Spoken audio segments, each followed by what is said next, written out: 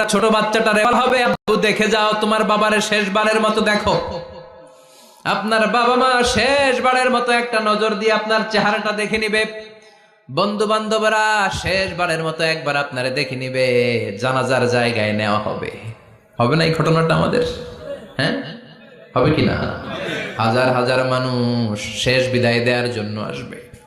4টা তাকবীর দিয়ে ইমাম নামাজ শুরু করবে। আল্লাহু আকবার, আল্লাহু আকবার, আল্লাহু আকবার, আল্লাহু আকবার বলে নামাজ শুরু করবে। নামাজ শেষ, এবার পালকিতে করে কবরে যাওয়ার পালা। যেতেই হবে, যেতেই হবে। পালকিতে করে লোকজন নিতে শুরু করবে।